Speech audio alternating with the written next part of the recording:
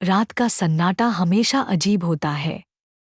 जब सारी दुनिया सो जाती है तो कुछ आवाजें सिर्फ दिल सुन पाता है। कभी हवा की सरसराहट, कभी दिल की धड़कन और कभी यादों की दस्तक। ऐसी ही एक रात थी जब आरव स्टेशन की पुरानी बेंच पर अकेला बैठा अतीत में खोया हुआ था। उस जगह की हर दीवार, हर दिया, हर पटरियों की आवाज उसे किसी की याद दिलाती थी। किसी ऐसे की जिसे वो खो चुका था, या शायद कभी पाया ही नहीं था। यही कहानी है उसकी और अनामिका की, एक ऐसी मोहब्बत की जो शुरू तो हुई थी लेकिन मुकम्मल कभी न हो पाई। आरव का जीवन हमेशा से साधारण रहा था। वो शहर की भागदौड़ में एक आम इंसान की तरह खोया रहता, दिन रात काम, जिम्मेदारियां और लोगों की भीड़ में घिरा हुआ। उसके पास रिश्तों के लिए वक्त कम ही बचता था। वो ज्यादा बोलने वाला भी नहीं था।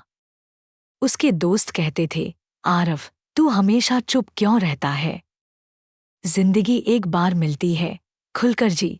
लेकिन आरव बस मुस्कुरा देता। उसकी दुनिया किताबों, खामोशियों और खुद तक सीमित थी। एक दिन, जैसे किस्मत ने सब बदलने का मन बना लिया हो, आरव की नज़र स्टेशन की भीड़ में एक लड़की पर पड़ी। भीड़ के बीच वो लड़की अलगसी लग रही थी। सफ़ेद सूट में, खुले बाल हवा में लहराते हुए और चेहरे पर एक अजीब सी बेचैनी। उसकी आंखें पटरियों पर टिकी हुई थी, जैसे किसी का इंतजार कर रही हों। आरव की नज़रें हटना चाहती थी, मगर हट नहीं पाईं। दिल ने कहा, ये अजनबी अलग है, इसमें कोई कहानी है। कुछ देर सोचने के बाद उसने हिम्मत जुटाकर पूछा, किसी का इंतजार कर रही हो? लड़की ने उसकी ओर देखा, हल्की मुस्कान दी, लेकिन आंखों में आंसुओं की परछाई थी। उसने कहा, हाँ, मगर शायद अब वो कभी नहीं आएगा। आरव उस पल चुप रह गया। उसके पास कोई जवाब नहीं था, लेकिन उसी पल उसके दिल में एक अजीब सा खिंचाव पैदा हो गया। उस लड़की का नाम अनामिका था। नाम जितना खूबसूरत, जिंदगी उतनी ही उलझी हुई। कुछ दिनों तक आरव ने उसे फिर नहीं देखा, मगर फिर वही स्टेशन, वही भीड़ और वही बेंच। दोनों की मुलाकातें होने लगी। धीरे धीरे, बिना किसी योजना के, वो दोनों एक दूसरे की आदत बनने लगे। कभी स्टेशन पर अनजाने में बातें हो जाती, कभी कॉफी शॉप में मुलाकात तय हो जाती। अनामिका बहुत बोलती थी और आरव बस सुनता रहता। उसे लगता जैसे वो बरसों से अकेली थी और अब अचानक उसे कोई मिल गया हो जो उसकी खामोशी भी सुन सके। आरव और अनामिका की दोस्ती धीरे धीरे गहरी होती गई। आरव को महसूस होने लगा कि उसके दिन का सबसे सुंदर हिस्सा अब वही है जब वो अनामिका से मिलता है। उसकी हंसी, उसकी बातें, उसका गुस्सा, सब कुछ आरव को भाने लगा। मगर वो अब भी चुप था। उसका दिल बार बार कहता, कह दो कि तुम उससे प्यार करते हो, लेकिन उसके होंठ कभी खुल नहीं पाए। फिर एक दिन अनामिका ने अचानक कहा, आरव, तुम बहुत अच्छे हो।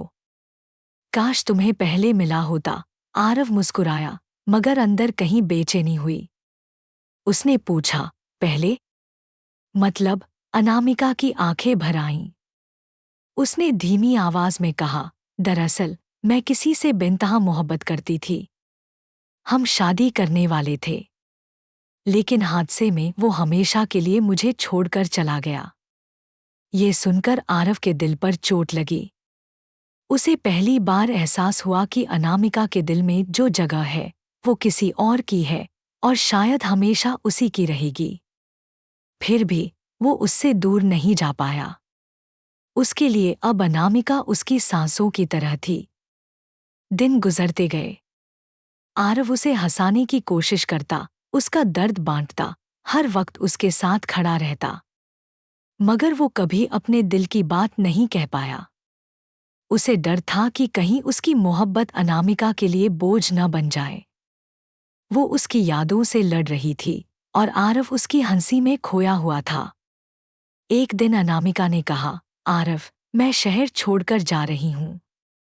बहुत दूर। आरव चौंक गया। उसने पूछा, क्यों? मैं तुम्हारे साथ हूं ना। अनामिका ने सिर झुका लिया और कहा, कुछ रिश्ते पूरे नहीं होते आरव, उन्हें अधूरा ही रहना पड़ता है। मैं अतीत से भागना चाहती हूं, शायद तभी मुझे चैन मिलेगा। आरव का दिल उस पल टूट गया। वो चाहता था कि रोके, कह दे, मैं तुमसे प्यार करता हूं, लेकिन उसकी पुरानी आदत, उसकी खामोशी फिर भारी पड़ गई। स्टेशन पर जब अनामिका जा रही थी, उसने आखिरी बार उसकी ओर देखा। उसकी आंखों में हजारों बातें थीं, मगर होंठ कुछ नहीं बोले। ट्रेन धीरे धीरे प्लेटफॉर्म छोड़ गई। भीड़ में खड़ा आरव बस देखता रह गया।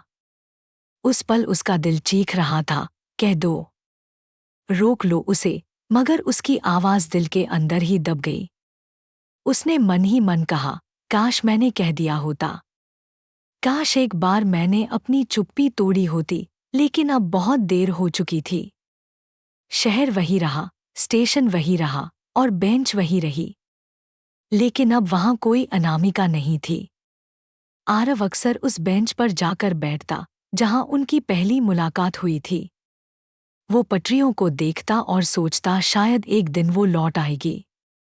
मगर जिंदगी कभी लौट कर नहीं आती। साल गुजर गए। आरव की दुनिया वही किताबें, वही खामोशियां और वही अधूरी मुलाकात बनकर रह गईं। उसके दोस्तों ने कई बार कहा, आगे बढ़, जिंदगी रुकती नहीं, मगर आरव हर बार बस मुस्कुरा देता। उसकी हंसी के पीछे वो दर्द छिपा रहता, जिसे कोई समझ नहीं पाता। कभी कभी रात को वो खिड़की से आसमान देखता और सोचता, क्या अनामिका भी मुझे याद करती होगी? क्या वो भी सोचती होगी कि काश, लेकिन जवाब उसे कभी नहीं मिला। कुछ कहानियां अधूरी ही रह जाती हैं।